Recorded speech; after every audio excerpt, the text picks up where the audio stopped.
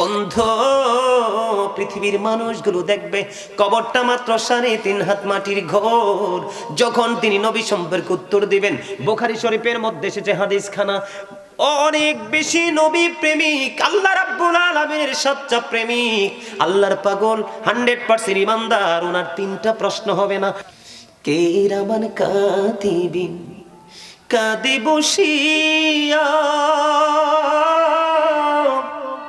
সকল কর্ম লিখিতেছে হুকুমনিয়া, আল্লাহর হুকুমনিয়া। 40 কদম হাঁটিয়া আসবে রে স্বজন, মুনকারে নাকির হাজির হইবি রে তখন। ঘুমটা খুলিয়া সওয়াল করিবেন তখন, 40 কদম হাঁটিয়া আসবে রে স্বজন। বন্ধুরি আমার, আমার নবী, আপনার নবী, দু জাহানের বাদশা নবী, সরকারে মদিনা, ইমামুল মুরসালিন, তিনি বলে দিয়েছেন, আল কবরু রওজাতুম মির রিয়াদিল জান্নাতি, হুফরাতুম মিন হুফারিন নার। আপনার আমার প্রাণের নবী সরকারি মদিনা, তিনি বলে দিয়েছেন কবরটা জান্নাতের বাগান সমূহের একটা বাগান হবে, আবার জাহান্নামের গর্তের একটা অংশ হবে। জোরে জোরে কন্যা নাউজুবিল্লাহ। পৃথিবীতে মানুষ কয় প্রকার? 2 প্রকার। একটা হলো আল্লাহ রাসূলের পাগল, আর একটা হলো আল্লাহ রাসূলের শত্রু। কথা বলেন না কেন? মুসলমানের মধ্যে সবচেয়ে বড় শত্রু যারা, তারা হলো মুনাফিক। বন্ধু, তাদের পচন কিন্তু কবরে যেতেই যেতেই শুরু হয়ে যাবে। আল্লাহ কোরআনে বলেছেন, ইন্নাল মুনাফিকিনা ফিদ দারকিল আসফালি মিনান নার। আল্লাহ বলেছেন, the hypocrites will be in the lowest place of hell. মুনাফিকরা জাহান্নামের একেবারে সর্বনিম্ন জায়গায় থাকবে। হাদিস শরীফের মধ্যে এসেছে, আপনার আমার প্রাণের নবী বলেছেন, আল্লাহর হাবিব বলেছেন, ইমানদাররা আমি নবীকে ভালোবাসবে, আর মুনাফিকরা আমি নবীকে ভালোবাসবে না। জোরে জোরে বলেন না নাউজুবিল্লাহ। নবীকে ভালোবাসার নাম হলো ঈমান। নবীকে ভালোবেসে আল্লাহকে ভালোবাসার নাম হলো ঈমান। আল্লাহকে পেতে হলে স্টেশন লাগবে, সেই স্টেশন হলো মদিনা। ওই মদিনা থেকে টিকিট কেটে আপনাকে আল্লাহ পর্যন্ত পৌঁছাতে হবে, অন্যথায় আল্লাহ রাব্বুল আলামিন দিদার আপনার নসিবে জুটবে না। বলে, হুজুর কবর থেকে হুট করে এখানে কেন চলে আসলেন? কারণ আমি যখন কবরের প্রথম স্তরের দিকে যাব, তখন কিন্তু অটো এই জায়গাটা চলে আসবে। বন্ধুরে আমার, ইসলামের 3য় খলিফার নাম কি জানেননি? হযরত উসমান জিন নুরাইন রাদিয়াল্লাহু তাআলা আনহু। তিনি রাসূলের 2টা কন্যার অধিকারী হয়েছিলেন, এই জন্য তাকে 2 নূরের অধিকারী বলা হয়। জোরে জোরে কন্যা সুবহানাল্লাহ। বন্ধু, হযরত উসমান রাদিয়াল্লাহু তাআলা আনহু, ওনার সামনে যখন বন্ধু জান্নাত জাহান্নাম নিয়ে কথা বলা হতো, তখন তিনি একটু বিচলিত হতেন না। যখন তিনি কবর দেখতো, কবর দেখলে 2 চোখ দিয়ে, ওনার 2টি চক্ষু দিয়ে বন্ধু ঝর্ণার মতো পানি বন্ধু প্রবাহিত হতো। ওনাকে প্রশ্ন করা হলো, কেন গো আপনি জান্নাত জাহান্নাম নিয়ে কথা বললে একটু বিচলিত হন না, হতাশ হন না, কিন্তু কবর দেখলে কেন গো আপনার চোখ দিয়ে ঝর্ণার মতো পানি প্রবাহিত হতে থাকে? হযরত উসমান রাদিয়াল্লাহু তাআলা আনহু ডেকে ডেকে বললেন, আমি কবর দেখলে ঝর্ণার মতো 2 চোখ দিয়ে পানি পড়ে আমি কান্না করি প্রাণ খুলে।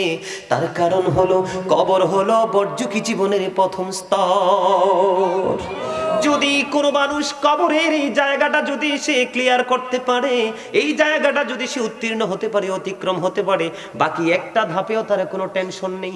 কিন্তু যদি সে এই জায়গাটাতে যদি মিস্টেক করে, সে যদি এই জায়গাটাকে সে যদি কন্ট্রোল করতে না পারে, এই জায়গায় পরীক্ষায় যদি উত্তীর্ণ হতে না পারে, তাহলে পরবর্তী প্রত্যেকটা ধাপ তার জন্য অত্যন্ত ভয়ঙ্কর। এই জন্য আমি কবর দেখলে বেশি বেশি কান্না করি। জোরে জোরে আল্লাহু আকবার, আল্লাহু আকবার। বন্ধুরি আমার, সাহাবাই কেরামকে, সাহাবাই কেরামের মর্যাদা কেমন? সাহাবীদের ঘোড়ার নিচের 3 আঙ্গুলের 1 সিমটি মাটি যদি একটা পাল্লায় তুলে দেওয়া হয়, কি করা হয়? সাহাবীদের ঘোড়ার নিচের 3 আঙ্গুলের 1 চিমটি মাটি যদি একটা পাল্লায় তুলে দেওয়া হয়, আর গোটা পৃথিবী যদি বন্ধু একটা পাল্লায় তুলে দেওয়া হয়, তাহলে সাহাবীদের ঘোড়ার খোরার পায়ের নিচের 3 আঙ্গুলের এক চিমটি মাটির ওজন ভারী হবে। বল হুজুর কেন গো? তারা চর্মচক্ষু দ্বারা নবীকে দেখেছেন এবং অন্তর দ্বারা বিশ্বাস করেছেন, নবীর জন্য নিজের প্রাণকে সবসময় বন্ধু প্রস্তুত রেখেছেন। এই জন্য তাদের মর্যাদা অনেক অনেক বেশি। আল্লাহর হাবিব বলেছেন, ক্বালা মান সাব্বা নাবিয়া ফাকতুরুহু ওয়া মান সাব্বা আসহাবি ফাদরিবুহু। আমার নবী বলেছেন, নবীকে যারা গালি দিবে, নবীর ইজ্জতের চাদর ধরে যারা টান দিবে, নবীজিকে যারা শান সম্মানের ইজ্জতে আঘাত করবে, উম্মত আমি অর্ডার করলাম ফাকতুরুহু, তাদেরকে হত্যা করে ফেলো। ওয়া মান সাব্বা আসহাবি ফাদরিবুহু, সাহাবায়ে কেরাম কি যদি গালি দেয়, তাদের ইজ্জতের চাদর ধরে টান দেয়, তাহলে তাদেরকে বাইন্দা পিটাও। তাহলে এই হাদিস শরীফ দ্বারা কি বোঝা যায়? বন্ধু, নবী এবং নবীর সাহাবীদের দাম আছে না নাই? আরো জোরে বলেন না। এত বেশি আছে যেটা আমাদের মতো পাপী মানুষ কল্পনাও করতে পারবো না, যেটা চিন্তা করে আমাদের ব্রেইনের মধ্যে আসবে না। বন্ধু, আমি কেন আসলাম এই জায়গাটার মধ্যে? আল্লাহর হাবিব বলেছেন কবরটা 2টা রূপ নেবে। একটা হলো বন্ধু জান্নাতীদের জন্য জান্নাতের বাগান, আর একটা হলো জাহান্নামীদের জন্য একটা জাহান্নামের গর্ত। এদিকে কিন্তু 2টা রূপ নেবে বন্ধু। 2টা রূপের মধ্যে একটা রূপ আমি পরে বলছি। আগে জাহান্নামীদেরটা বলবো নাকি আগে জান্নাতীদেরটা বলবো? যেহেতু আপনারা জান্নাতের বাগানে এসেছেন, আগে জান্নাতীদের কথা বলবো বন্ধু। কবরের মধ্যে সর্বপ্রথম আপনারা জানেন মুনকার নাকির আসবে, ঠিক কিনা বলেন? কি? কিন্তু না না, মুনকার নাকির ফেরেশতা আসার আগেও মানুষকে যখন কবরে রাখা হবে, একজন ফেরেশতা আসবে অত্যন্ত সুন্দর, যার নাম হলো রুম্মান। হুজুর, ওই ফেরেশতা কেন আসবে গো? ওনার দায়িত্ব হলো বন্ধু, আপনার জীবনে যত আমল করেছেন, ওই যে আমাকে যিনি দাওয়াত দিয়েছেন, সৌদি আরব থাকেন, তার নামটা কি জানি? মিজান। মিজানের গলায় একটা বেইস আছে, দেখছেন নি ঝুলানো? স্বেচ্ছাসেবক। আসার পরে দেখছি, আপনারা দেখছেন নি লাল পিঠায় ঝুলানো, একবারে লেমনেডিং করা আছে না তার গলায়?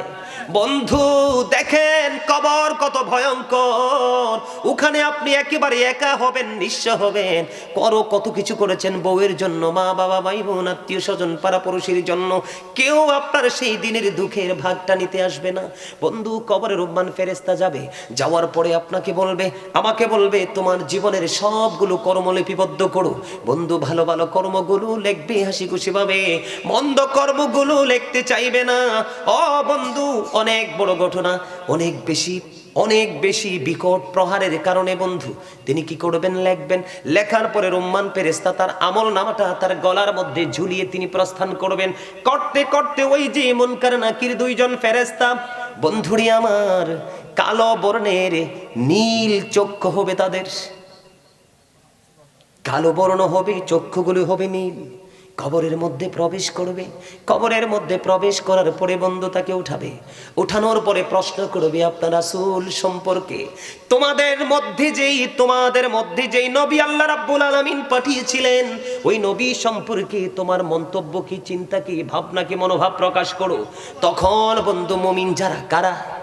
যিনি মুমিন তিনি সাথে সাথে সাক্ষী দিয়ে দিবেন, তিনি সাথে সাথে বলে দিবেন, তিনি হলেন, আমি সাক্ষ্য দিচ্ছি, তিনি হলেন আল্লাহর প্রিয় বান্দা ও রাসূল।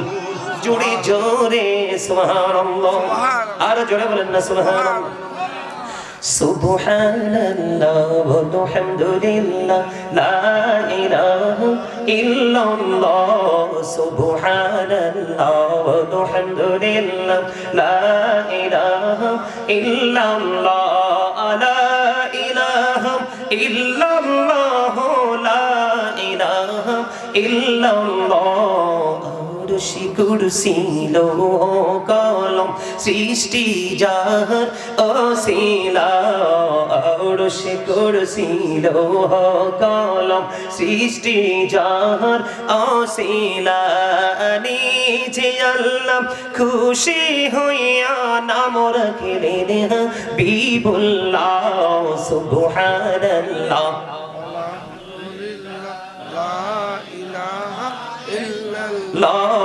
সুবহানাল্লাহ, আলহামদুলিল্লাহ, লা ইলাহা ইল্লাল্লাহ, লা ইলাহা মুহাম্মাদে, লা ইলাহা ইল্লাল্লাহ। নামের সাথী নাম মিশাইয়া যারে আল্লাহ পাঠাইলা নামের সাথে নাম মিশাইয়া যারে আল্লাহ পাঠাইলা নিজে আল্লাহ দুস্ত বলে তার প্রেমে মজিলা সুবহানাল্লাহ আলহামদুলিল্লাহ লা ইলাহা ইল্লাল্লাহ মুহাম্মাদুর রাসূলুল্লাহ সাল্লাল্লাহু আলাইহি ওয়াসাল্লাম। জোরে জোরে বলুন না আলহামদুলিল্লাহ। আলহামদুলিল্লাহ বলতে পারেন না?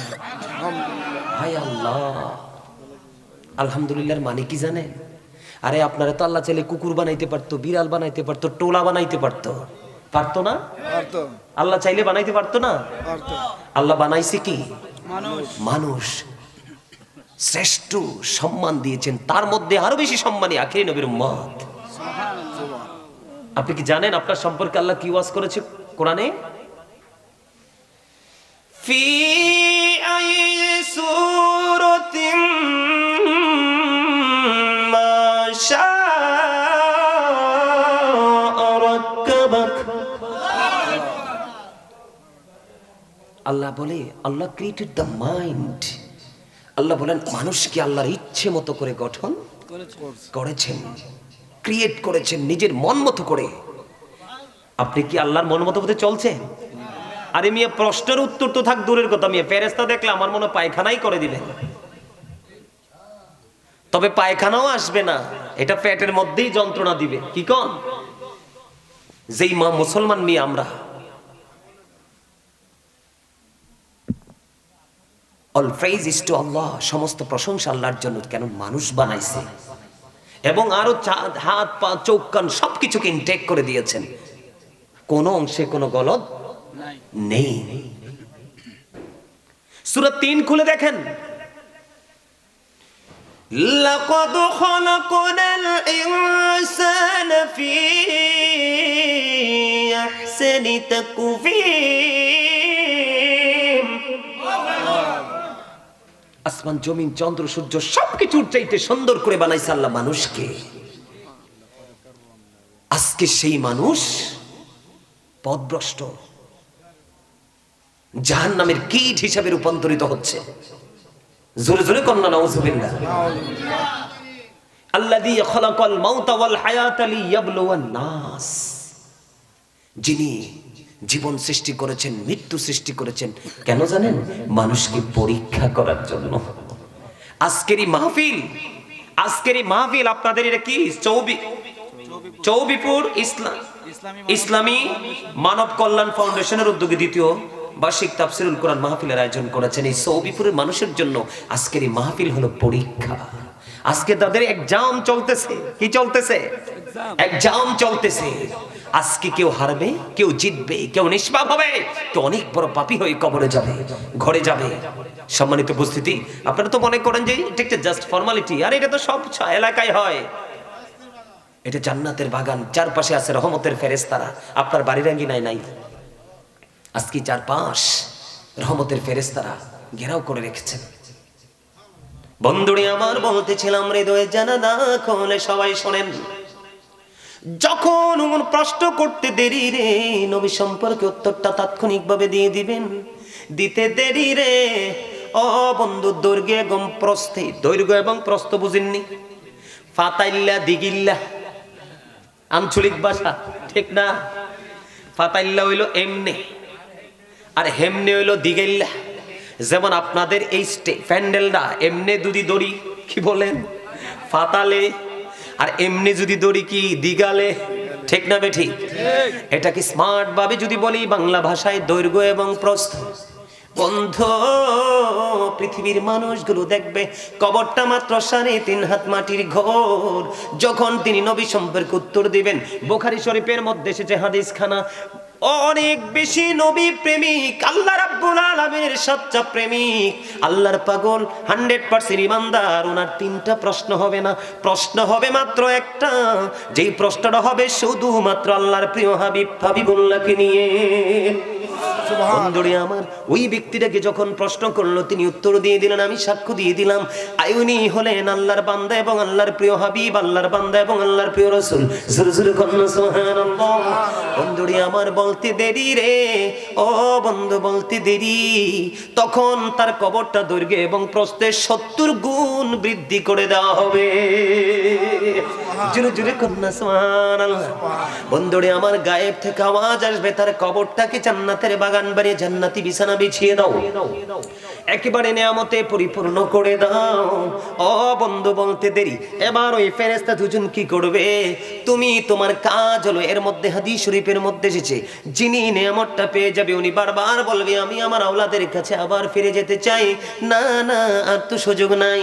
তুমি নতুন বোরের মতো ঘুমিয়ে থাকো, যেদিন তোমার প্রিয়জন তোমাকে ডাকবে তুমি উঠে যাবে। জোরে জোরে কন্না সুবহানাল্লাহ। আর জোরে বলেন না সুবহানাল্লাহ। তো পারোনি, কারণ তোমার ঈমান তো নষ্ট। একমাত্র আমাদের পরিবারের লোকগুলো ছাড়া সব উপরে নিচে সবগুলো মানুষ রাস্তায়, ছোট বাচ্চা সহ। সম্মানিত উপস্থিতি, কথাটা বলতাম না, তার কারণ কি জানেন? কারণ হলো আল্লাহ রাব্বুল আলামিন এই জবানটা আপনাকে আমাকে দিয়েছে আল্লাহর কাছে নিয়োজিত রাখার জন্য। আল্লাহ বলেছেন, remember me then I will remember you, ফাযকুরুনি আযকুরুকুম। আল্লাহ বলেছেন তোমরা আমাকে স্মরণ করো, আমি তোমাদেরকে স্মরণ করব। স্মরণের আরবি হলো জিকির, আর ইংলিশে যেটাকে বলা হয় রিমেম্বার। আল্লাহ বলেছেন আপনাকে আমাকে কন্টিনিউ আল্লাহর জিকির করার জন্য। এটা জিকির করতে কোনো কন্ডিশন লাগবে না, যে আমি শুয়ে আছি, আমি বসে আছি, আমি দাঁড়িয়ে আছি, এইরকম ধরনের কোনো কন্ডিশন লাগবে না জিকির করতে। ফাযকুরুল্লাহ কিয়ামান, দাঁড়িয়ে দাঁড়িয়ে জিকির করো, কুউদান, বসে বসে জিকির করো, আলা যুনুবিকুম, শুয়ে শুয়ে জিকির করো। আল্লাহ রাব্বুল বলেছেন ইয়া আইয়ুহাল্লাযীনা আমানু যকুরুল্লাহা যিকরান কাসীরা ওয়া সাব্বিহুহু বুকরাতান ওয়াসীলা। আল্লাহ বলেছেন ইমানদারগণ তোমরা বেশি বেশি করে আল্লাহর জিকির করো, সকাল টু সন্ধ্যা আল্লাহর পবিত্রতা বর্ণনা করো। এই যে সুবহানাল্লাহ বলেছেন, এই যে সুবহানাল্লাহটা আল্লাহর জিকির। এবং যারা জান্নাতের বাগানে আসে, এটা জান্নাতের বাগান, এ তারা আল্লাহর মেহমান হয়ে যায়, জান্নাতের মেহমান হয়ে যায়। এই জান্নাতীদের জন্য ফল। আর জোরে বলেন না সুবহানাল্লাহ। আমি যেটা বলতে চেয়েছি, মানুষের আসল সত্তা কি তার দেহ নাকি তার আত্মা? তাহলে আপনাকে এখানে আত্মাটাকে রাখতে হবে, দেহের কোনো ভ্যালু নাই তো। এটা জন্ম হয়েছে, দেহটা পৃথিবীতে, ফিনিশ হবে পৃথিবীতে, কিন্তু রুহ কোথায় সেটা আপনি আমি জানি না। কেমন করে আসলো সেটাও জানি না, আবার কোন দিন চলে যাবে সেটাও এক রহস্যময় ঘটনা না, রহস্যময় ভাবনা না?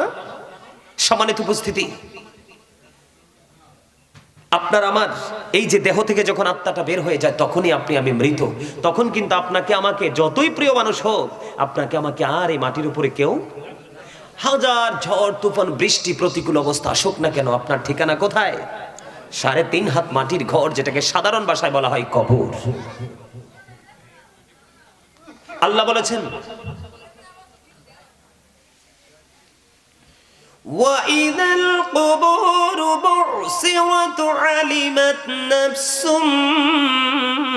مَا قَدَّمَتْ وَأَخَّرَتْ। জোরে জোরে বলেন আল্লাহু আকবার।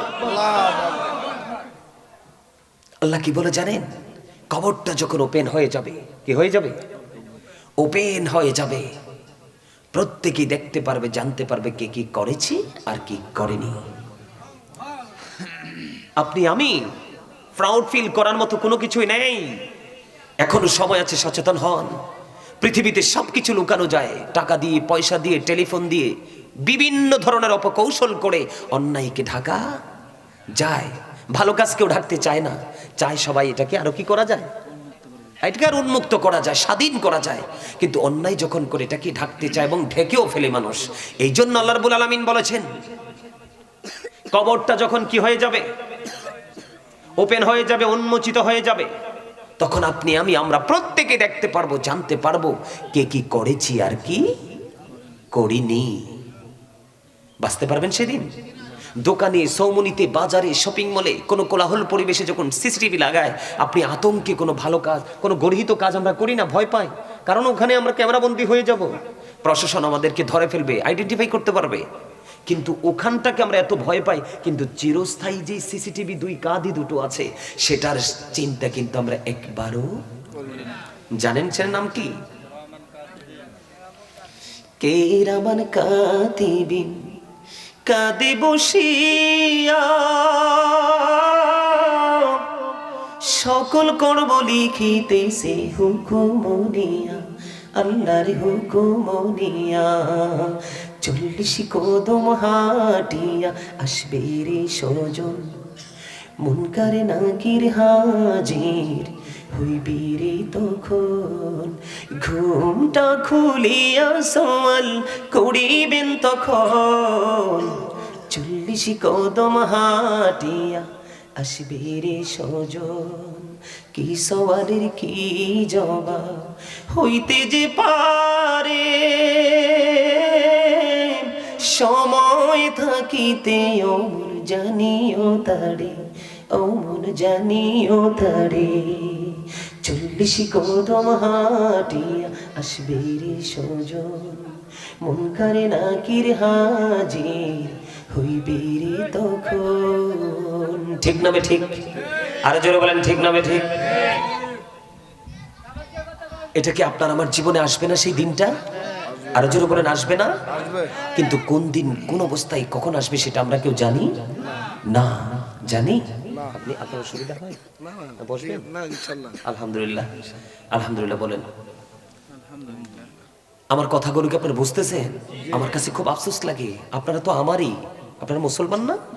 আল্লাহ, রাসূল, সাহাবাই কেরাম, তাবিন, তাবে তাবিন, আমাদের আল্লাহর পরে রাসূল, রাসূলের পরে সাহাবাই কেরাম, ধীরে ধীরে ধীরে ধীরে আজ পর্যন্ত যাদের মাধ্যমে আমরা ইসলামটা এই পর্যন্ত পেয়েছি, আমরা তাদের সবাইকে বিশ্বাস করি না? এবং এর পরবর্তী যেই জীবন, সেই জীবনে যে একটার পর একটা ধাপ আমাদেরকে অতিক্রম করতে হবে সেটা বিশ্বাস করি না? তাহলে 100% আমরা ইমানদার। যেহেতু ইমানদার, তাহলে আমরা একই সুতোই গাথা। আমার উচিত আপনাদেরকে অ্যাক্টিভ করা, এক্সপেরিয়েন্স ম্যান হিসাবে আপনাদেরকে প্রিপেয়ার করা, এটা হচ্ছে আমাদের দায়িত্ব। আল্লাহ কি বলেছে জানেন? আল্লাহ বলেছেন, O believers, save your self and your families from the fire. Allah বলেছেন, ইয়া আইয়ুহাল্লাযীনা আমানু কু আনফুসাকুম ওয়া আহলিকুম নারা। আল্লাহ বলেছেন, ইমানদারকে তুমি জাহান্নাম থেকে বাঁচো এবং তোমার পরিবারকেও জাহান্নাম থেকে বাঁচাও। বলেছে কে? আল্লাহ। এখন বাঁচবো এবং বাঁচাবো, কন্ডিশন কিন্তু দুইটা। কন্ডিশন কয়টা? শর্ত কয়টা? আমি আগে বাঁচার রাস্তা খুঁজে বের করব, তারপর আপনাদেরকে বাঁচানোর রাস্তাটা দেখিয়ে দিব। কিন্তু এখানে আমাকে আগে বাঁচার রাস্তাটা যদি আমি খুঁজে পেতে চাই, অবশ্যই যারা সেই রাস্তা সম্পর্কে দক্ষ, আমার তাদের শরণাপন্ন হতে হবে। এছাড়া সহজ কোনো রাস্তা নেই। আছে? আমি কি বলেছি? কবরটা যখন ওপেন হয়ে যাবে, আপনি আমি প্রত্যেকেই সবকিছু আপনার আমার সামনে প্রকাশিত থাকবে, কোনো কিছু গোপন করতে পারবো না। কিন্তু যখন প্রকাশিত হবে তখন কি করব? আল্লাহ বলেছেন, বান্দা যখন তোমার অপরাধ তোমার চোখের সামনে এসে যাবে, তখন তুমি চাইবে পালাতে, আউটসাইড তুমি খুঁজতে থাকবে। কিন্তু আল্লাহ রাব্বুল আলামিন বলেছেন, আমার দিকে তাকান, আপনারা যারা এখানে এসেছেন, please don't disturb me, stop your mouth everybody. সকলের জবানকে বন্ধ রাখতে হবে। Second condition, you listening my lecture very attentively, আমার কথা সবাইকে মন দিয়ে শুনতে হবে। থার্ড কন্ডিশন, ভালো না লাগলে I say go to your seat, out of sight. আপনি বাসায় চলে যাবেন, কারণ আপনার এখানে বসে থেকে কোনো লাভ নাই, আপনারও লাভ নাই, বরং আমাদের ক্ষতি। কারণ আপনার মনোযোগ নাই, আপনি উদাসীনতার মধ্যে আছেন। আপনি যে কোনো সময় যে কোনো কথা বলবেন, আরেকজনের ডিস্টার্ব হবে। এই জন্য আমি সব প্রোগ্রামে, ম্যাক্সিমাম প্রোগ্রামে বলে থাকি, বিশেষ করে যেগুলো প্রতিকূলে থাকে এগুলোতে বেশি বলে থাকি যে ভালো না লাগলে চলে যান, কারণ আমাদের অবস্থা মোটেও ভালো না। আপনি মনে করছেন যে সকাল বিকাল খেতে পারতেছি, মোটা সোটা হয়েছি একটু, এটাই সুস্থ জীবন? নও। আমি কি বলি দেখেন, আল্লাহর কোরআন, আমি এখনো হাদিসে ঢুকিনি, আমি শুধু কোরআনের মধ্যেই আছি। আল্লাহ রাব্বুল আলামিন বলেছেন একবার স্পষ্টভাবে, আল্লাহ রাব্বুল আলামিন সবকিছু আমাদের সামনে উন্মুক্ত করে দিবে। তবে সেই দিনটা কোন দিন? ইযাস সামাউ ফাতারাত ওয়া ইযাল কাওয়ান্তাসারাত ওয়া ইযাল বিহারু ফুজ্জিরাত ওয়া ইযাল কুবুরু বু'সিরাত আলিমাত নাফসুম মা কদ্দামাত ওয়া আখখারাত। আজকে 9-10 দিন আমি অসুস্থ, এই কারণে আমি ভালো করে টেনে কথা বলতে পারতেছি না। সম্মানিত উপস্থিতি, আকাশটা যখন কি হয়ে যাবে, বিদীর্ণ হয়ে যাবে, ভেঙ্গে চলে যাবে, তারকাগুলো জমিনের দিকে বিক্ষিপ্ত হয়ে ঝরে ঝরে পড়বে, সমুদ্রটা উদ্বেলিত হয়ে যাবে, তখনই আল্লাহ রাব্বুল আলামিন কবরটাকে উন্মুক্ত করে দিবে, ওপেন করে দিবে। আপনার আমার জীবনের আমলনামাটা চোখের সামনেই থাকবে, কিন্তু সেদিন পালিয়ে যাবেন। আল্লাহ বলেছেন নো, ইম্পসিবল, ইন্না বাতুশা রাব্বিকা লাশাদীদ। আল্লাহ বলেছেন the seizing of Allah is difficult. আল্লাহর ধরা, আল্লাহর পাকড়াও বড় শক্ত, বড় কঠিন। আল্লাহ খুব শক্তভাবে ধরবে বান্দাকে। আল্লাহু আকবার বলেন না, আরে আরো জোরে বলেন আল্লাহু আকবার। জিকির কাকে বলে জানেন? এই যে সুবহানাল্লাহ, আলহামদুলিল্লাহ, আল্লাহু আকবার, লা ইলাহা ইল্লাল্লাহ, কাউকে ভালো কাজের জন্য ডাকা, কাউকে মন্দ কাজের জন্য বারণ করা। এর মধ্যে উত্তম জিকির হলো নামাজ। নামাজ হলো জিকিরের জলসা। যেই আমলটা একই জায়গায় দাঁড়িয়ে এবং বসে সম্পূর্ণ করা হয়, এটাকে বলা হয় জিকিরের জলসা। আর যেই আমলটা বিভিন্ন জায়গা পরিদর্শন করে সম্পূর্ণ করা হয়, এটাকে বলা হয় জিকিরের জুলুস। যেমন হজ হলো জিকিরের জুলুস, আর নামাজ হলো জিকিরের জলসা। আজকের এই জায়গাটাও কিন্তু জিকিরের জলসা। আপনাদেরকে যে আমি বলতেছি জিকির করার জন্য, আপনাদের শরীরে ময়লা নাই, ময়লা সবগুলো জমে গেছে মনের ঘরে। কোন ঘরে? আত্মার ঘরে, রুহের ঘরে। এখানে জং ধরেছে। আল্লাহ রাসূল বলেছেন প্রত্যেকটা জিনিসকে যন্ত্র, প্রত্যেকটা জিনিসের ময়লা পরিষ্কার করার একটা যন্ত্র থাকে, আর মানুষের মনের ঘরের ময়লা দূর করার যন্ত্র হলো মাওলার জিকির। জোরে কন্না সুবহানাল্লাহ। Zika is the heart medicine. জিকির হলো হার্টের ঔষধ। জিকির কি হার্টের? দেখবেন যেই মানুষ বেশি জিকির করে, এই মানুষ একদম স্ট্রং, তার জীবনযাপন অত্যন্ত সুন্দর। সম্মানিত উপস্থিতি, আল্লাহ বলেছেন ইন্না বাতুশা রাব্বিকা লাশাদীদ। আল্লাহ বান্দাকে ধরবে খুব শক্ত, আল্লাহর পাকড়া বড় শক্ত, বড় কঠিন। আল্লাহ বলেছেন ইন্নাল্লাহা সারিউল হিসাব। Allah is going to take account. Allah হিসাব গ্রহণে অত্যন্ত তৎপর। তার মানে ধরার পরে কিন্তু হিসাব নেওয়া শুরু করে দিবেন। কিন্তু আমি যেটা দেখতে পাচ্ছি আর কি, বর্তমান জামানায়, বর্তমান সমাজে, আমাদের বাংলাদেশের ম্যাক্সিমাম জায়গায় মসজিদের মেম্বরটা পর্যন্ত অপবিত্র হয়ে যাচ্ছে, ঠিক না? কারণ এমন সমাজে এমন এমন কিছু মানুষ নেতৃত্ব দিচ্ছে, ওই মানুষগুলো নেতৃত্ব দিতে দিতে মসজিদ পর্যন্ত চলে গেছে। ইমাম সাহেবরা উন্মুক্তভাবে অনেক জায়গায় কথাও বলতে পারে না। এই না পারার কারণে, সত্য কথাটা মন খুলে মুসল্লিদের সামনে তুলে ধরতে না পারার কারণে অনেক সত্য কিন্তু আড়ালেই থেকে যাচ্ছে। আর এই আড়ালে যেটা থেকে যায়, জনসম্মুখে আসে না, মানুষ জানতে পারতেছে না, বুঝতে পারতেছে না। আর জানতে না পারার কারণে, বুঝতে না পারার কারণেই মানুষ ধীরে ধীরে অন্ধকারাচ্ছন্ন পরিবেশের দিকে ধাবিত হয়ে যাচ্ছে।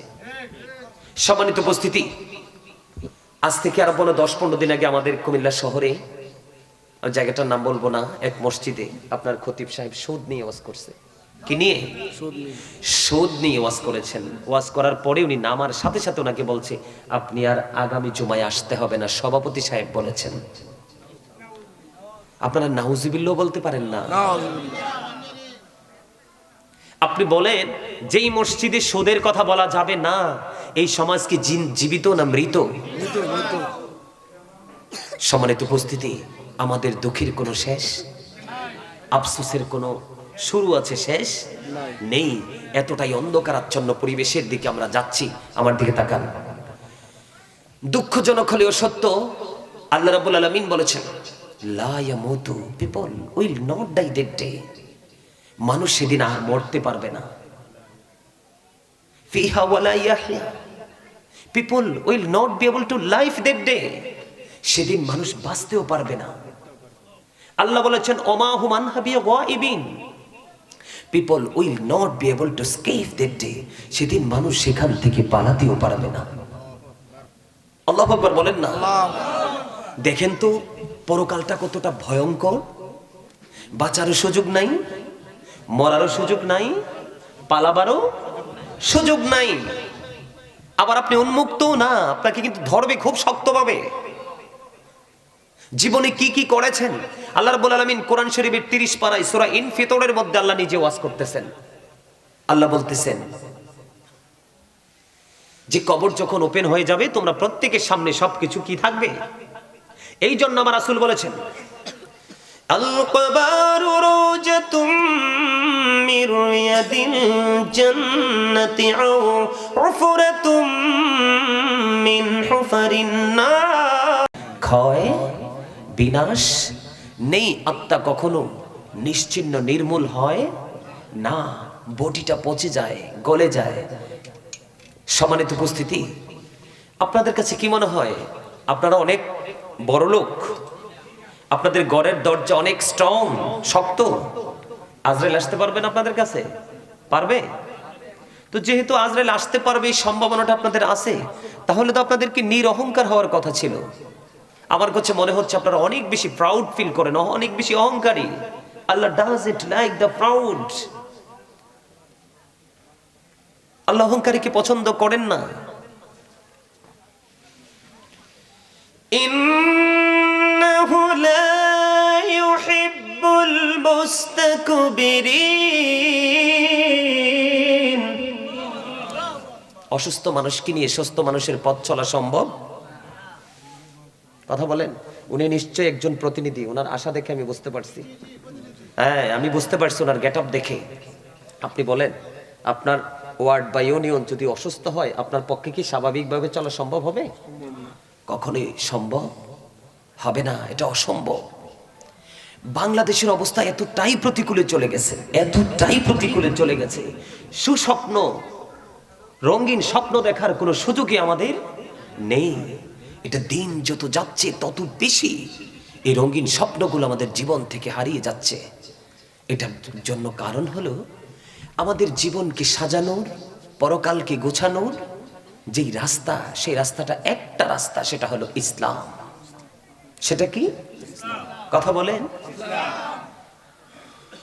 Inna dina indallahi al-Islam. Islam is not only a religion but also complete code of life. পরিপূর্ণ এবং পূর্ণাঙ্গ জীবন ব্যবস্থা কোথায় আছে? ইসলামে আছে। কোথায় আছে? এখন আমরা কি ইসলামের রঙে রঙিন? না। আপনারা কয়টা মানুষ আসছেন মাহফিলে? বাংলাদেশ স্মল কান্ট্রি, ছোট্ট একটা দেশ, কিন্তু এই দেশে যদিও দেশটা ছোট, আয়তনে যদিও ছোট, কিন্তু এই দেশে মানুষের কোনো অভাব নেই। এত বেশি মানুষ, কানায় কানায় ভরপুর মানুষ।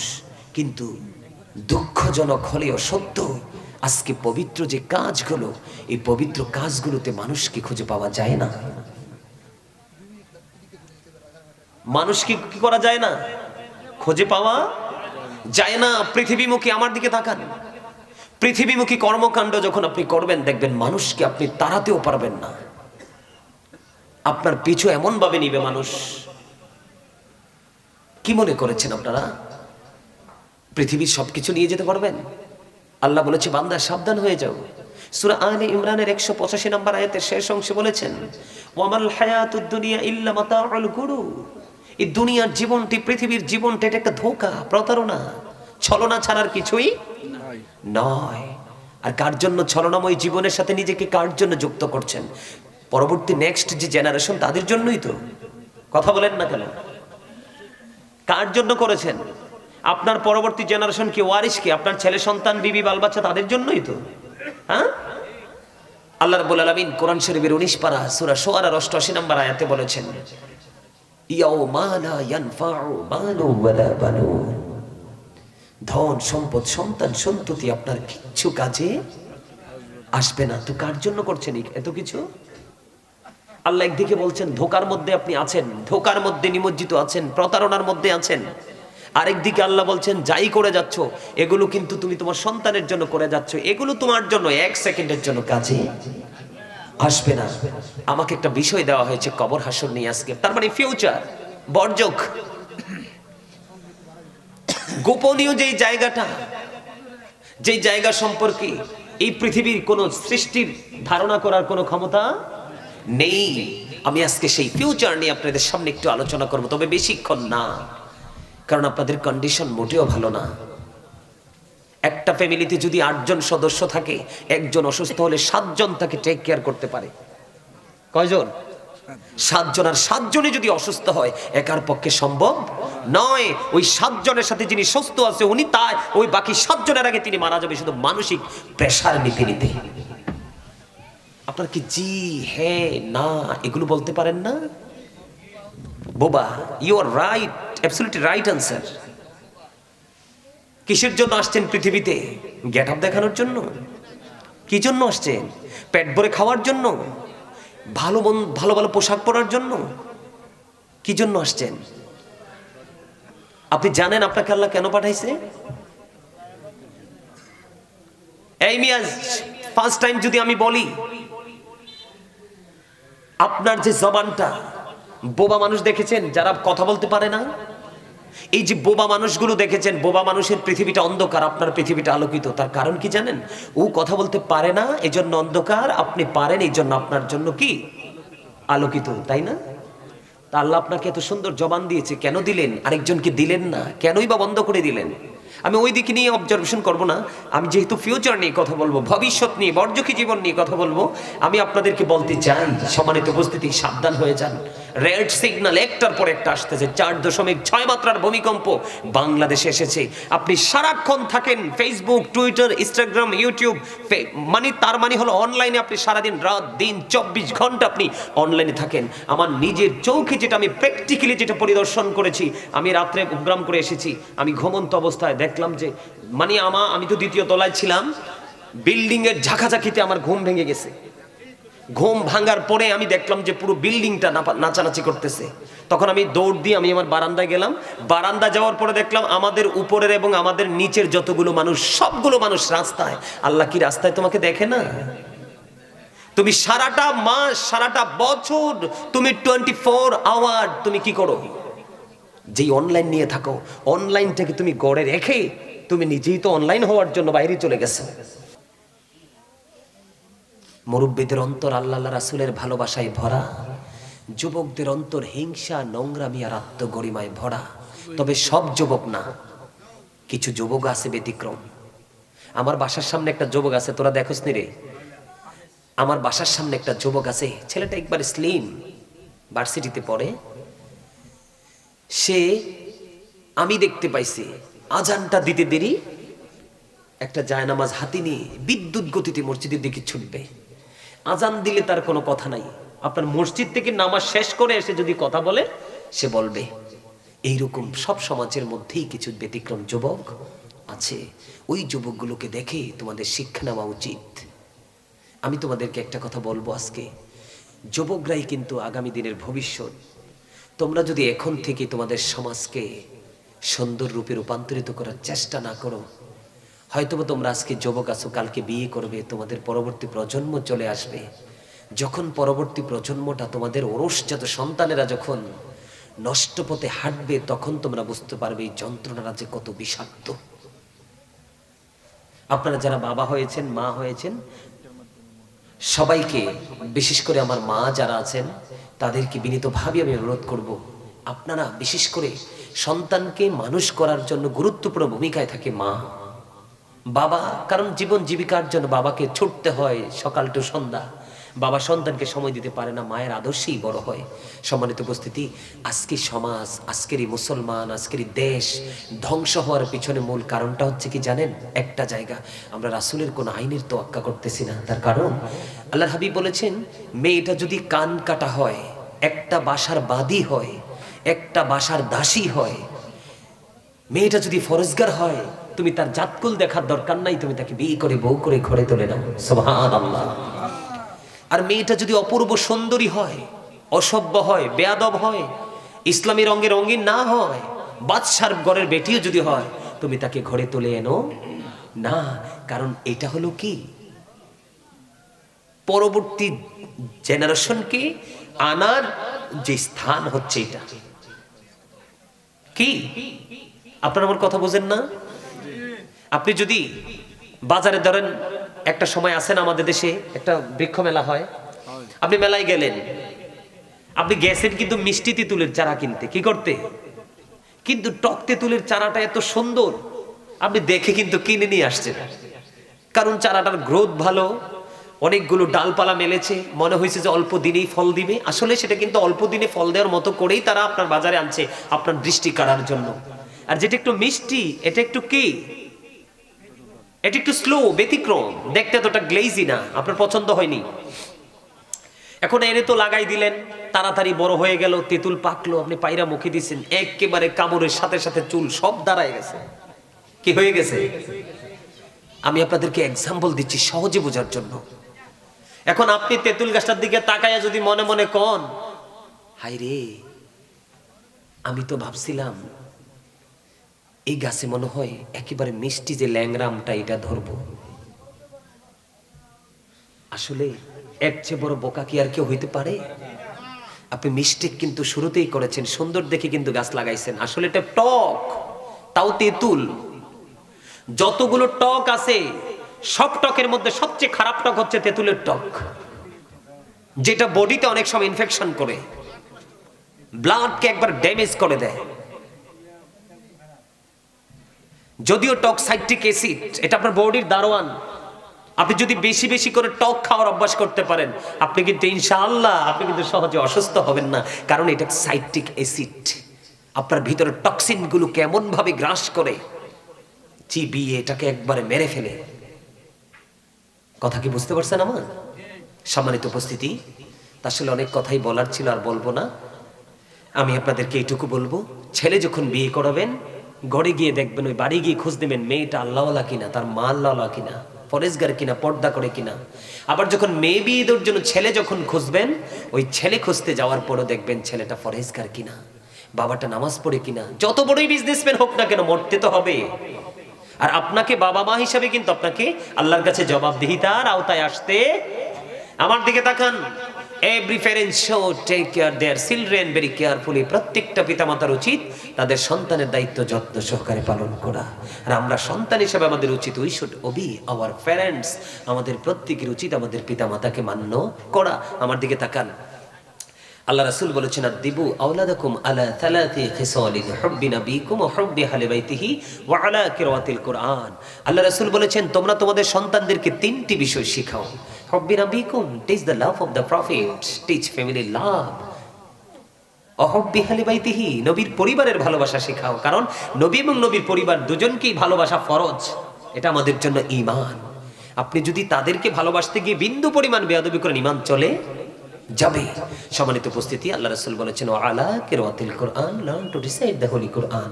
তোমরা তোমাদের সন্তানদেরকে কোরআন তেলাওয়াত শেখাও। তার মানে আপনাকে আমাকে আমাদের সন্তানদেরকে ঈমানি ট্রেনিং দিতে হবে, আমলের ট্রেনিং দিতে হবে।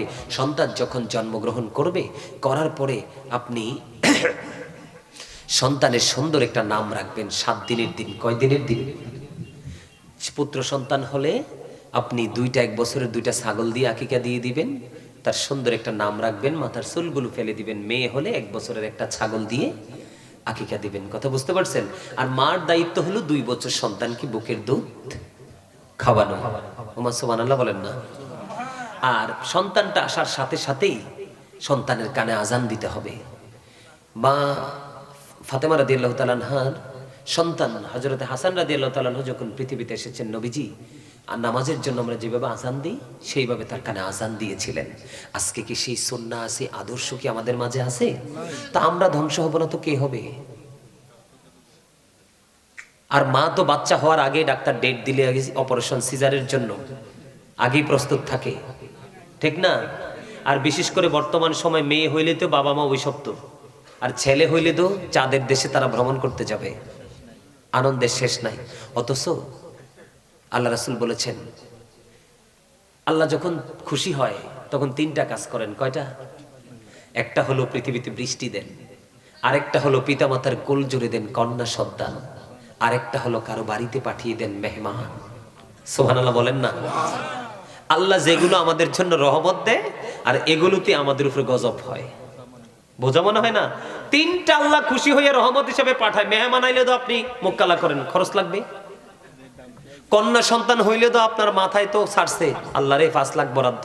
আরে ভাই 5 লাখ কি তোমার জোগানের ক্ষমতা আছে? নি দিবে কে? আল্লাহ। এটা রহমত, তুমি বেজার হয়ে গেছো। তোমার বাড়িতে মেহমান আসছে, তোমার বরকত আল্লাহ পাঠাই দিছে, রহমত, তুমি রাগ হয়ে গেছো। বৃষ্টি দিছে, বৃষ্টি না হলে পৃথিবীর মাটি হয়ে যাবে, কোনো বৃক্ষ জন্ম হবে না, পৃথিবীর তাপের কারণে মানুষ বাঁচতে পারবে না, কোনো প্রাণী বাঁচতে পারবে না। বৃষ্টি একদিনের জায়গায় 2 দিনের লোক, আল্লাহ আসমানটাকে ছিদ্র হয়ে গেল। কিন্তু আসলে তো আসমান ছিদ্র হইয়া বৃষ্টি আসে না, এক একটা বৃষ্টির ফোঁটা এক একটা ফেরেশতা পৃথিবীতে নিয়ে আসে। সম্মানিত উপস্থিতি, এই জন্য বলছি আপনারা একটু সচেতনভাবে জীবনযাপন করবেন, 5 ওয়াক্ত নামাজ পড়বেন, হালাল পথে রোজগার করবেন, বেশি বেশি করে পরকাল নিয়ে চিন্তা করবেন। কারণ পরকালের চিন্তা যার সিনায় নাই তার কাছে কোনো ভালো মন্দ আগুন পানি নেই। সম্মানিত উপস্থিতি, আর আলোচনা করব না। তাবারুক আছে রে? তাহলে আমি একটু রাসূলকে দাঁড়িয়ে সালাম দিব। আপনারা সালাম যখন দিতে যাব আপনারা সবাই কাতারবদ্ধ হয়ে যাবেন। কি হয়ে যাবে?